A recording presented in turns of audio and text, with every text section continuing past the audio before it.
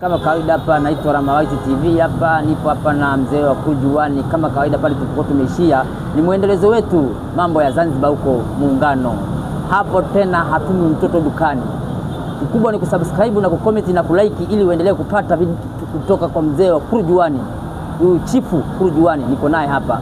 Sasa yale tunayoyaendea hapa ni kuangalia wale walikuwa naitwa wazee wa kujivunja Simba Sports Club na wale wazee wa kununua bahasha ambao wanakimbiza mpira. Sisi tuite mpira gani ule? Triangle au ni nini?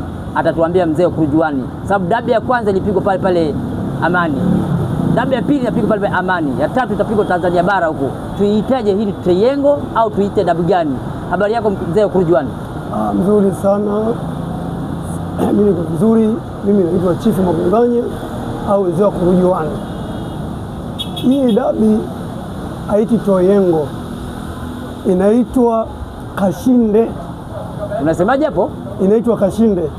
Maana ya Kashinde ni nini? Tunajua ni double nini? Double dabi, si double dabi ya pili. Sasa ya tatu hii inakuja ya tatu ambayo itakuwa bara.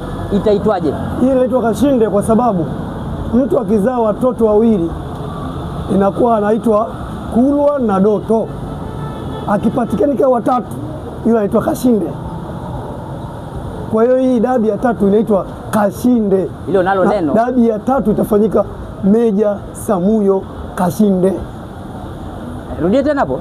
Meja Samuyo dabi ya Kashinde. Na maana Kashinde lazima kuna mtu apata shinda. Maana na maana kubwa hiyo. Hiyo na maana kubwa dabi ya tatu ya Kashinde. Kwanza tunaanza hii. Haya tena tunakuja mzee Kurujuani. Kwa mtazamo, maana mliambia mzee wa kujivunja mtakimbia, sasa mmeitaka. Wao wanasema umejileta mwenyewe.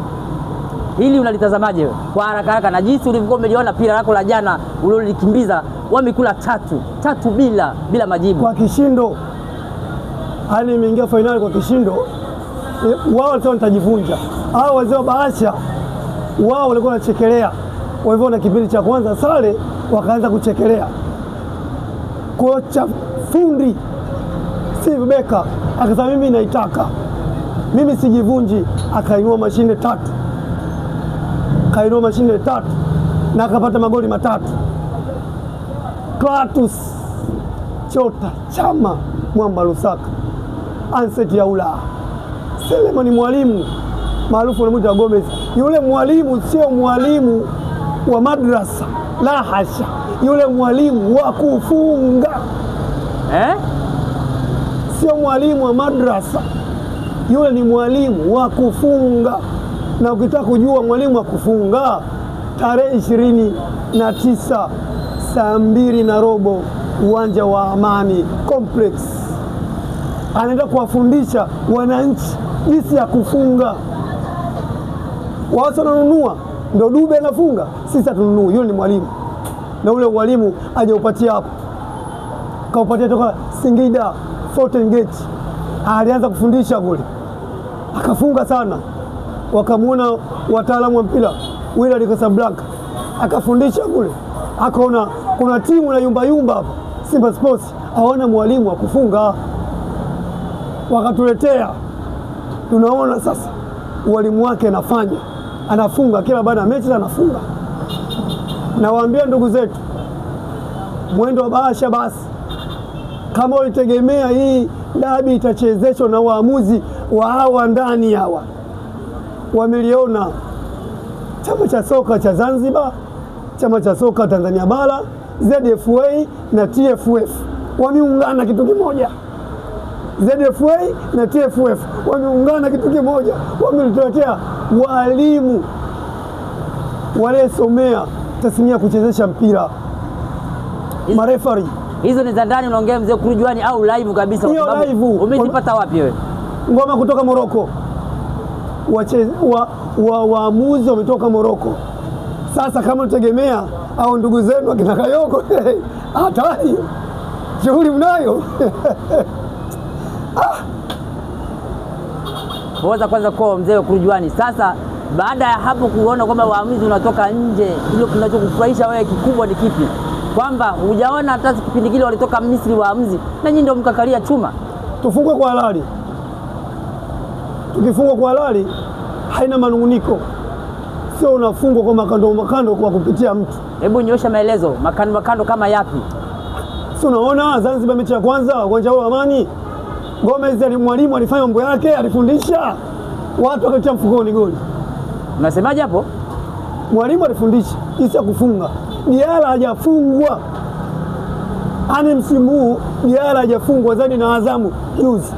Mwalimu alionyesha jinsi ya kufungwa Diara, ila waamuzi wakachukua goli wakatia mfukoni.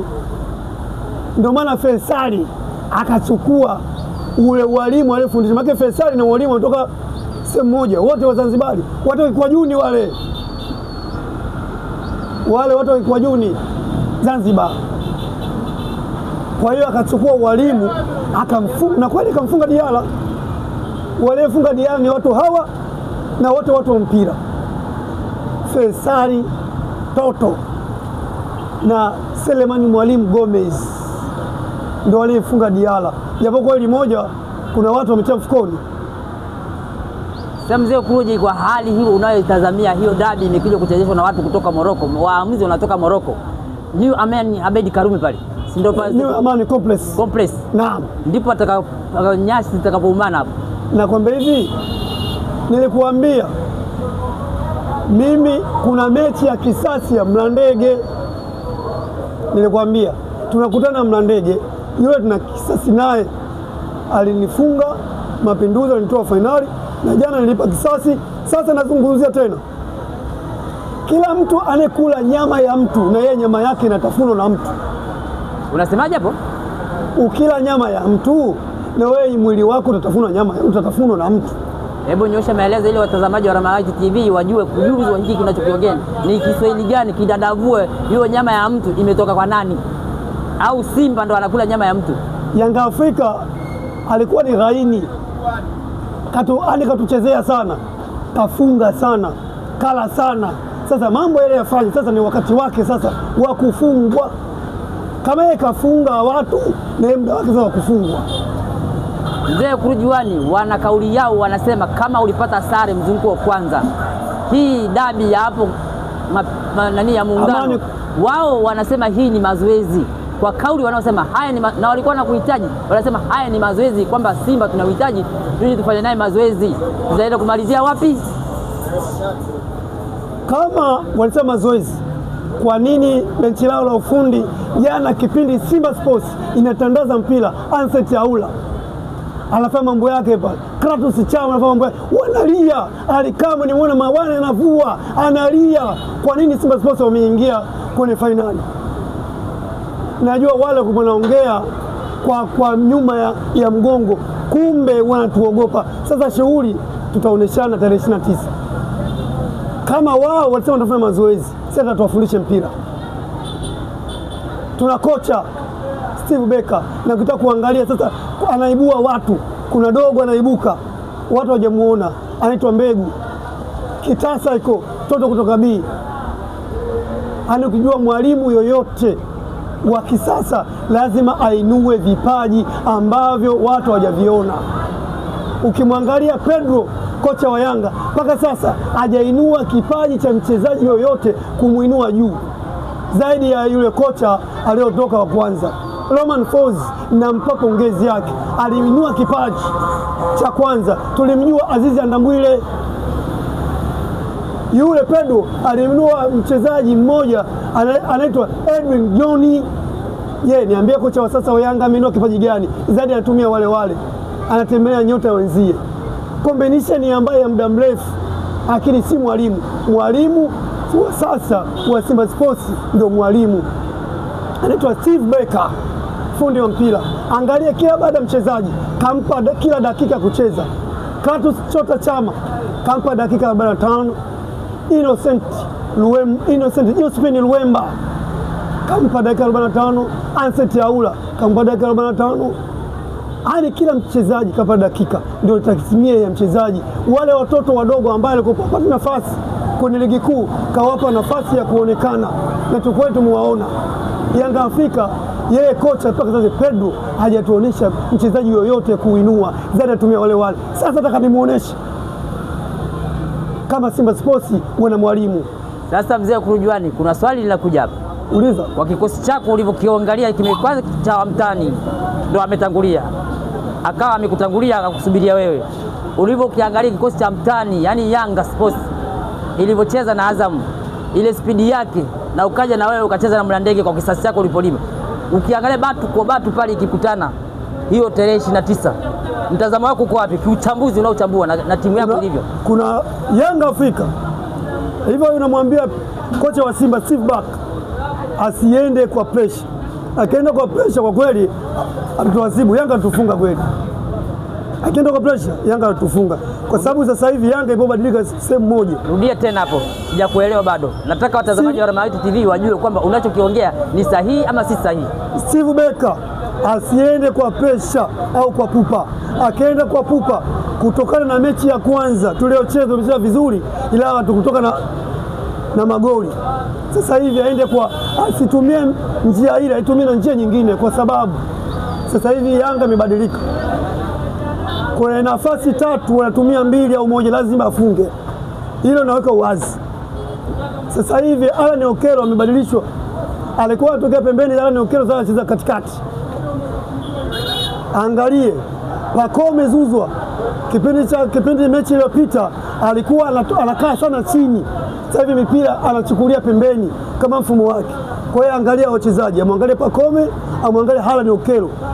Dube ndo amwangalie sana, anakimbia, ni striker namba 9, ila anapitia pembeni, anapiga cutting, afu anaingia kati, anaomba afanye masiala tuadhibu.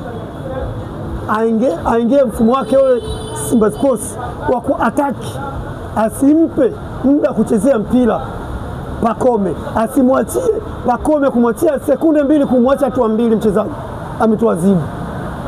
Wala Dube amwangalie Duke Abuya na mipira mirefu. Kwa hiyo mipira Steve Barker aiangalie, ila namwamini, ndio maana alikuwa jukwaani anauangalia mfumo wake. Safi sana mzee Kurujuani, hapo nimekusoma. Haya, pamoja na kuisifia Yanga na kuichambua vizuri, rudi kwako sasa katika mfumo wako Steve Barker afanye nini? Mfumo wa Simba Sports ili aende vizuri, aanze na mfumo wake ule, asiende na force 9, aanze na striker. Maana kuna kaida ya mechi anaenda na force 9, striker anakaa pembeni, aende na mfumo wake ule, aende kama kawaida Kaisari, Jibril Kasari namba 1, namba 2 Kapombe, Kibabage kushoto, namba 4 kama kawaida aende Ismail Tule, Lucien Dirok namba 6, Kagoma namba 6, namba 7 aende Libasa Gay, namba 8 aende na Ancent, namba 7 anaenda na Luemba, namba 9 kama kawaida mwalimu wa kufunga, namba 10 Kratos, 11 Ancent aula fundi mmoja wa mpira. Hapo sasa na mfumo wake aende 442 Diamond, 442 Diamond, manake hao anamiliki mpira, sio 442 plus flat. Ukienda 442 plus flat atapotea. Diamond ni kwenye mfumo wa Diamond, achezee mpira na kuataki, asiwape muda wa kumiliki mpira Yanga Afrika. Mapema kipindi cha kwanza tunamaliza mechi, kipindi cha pili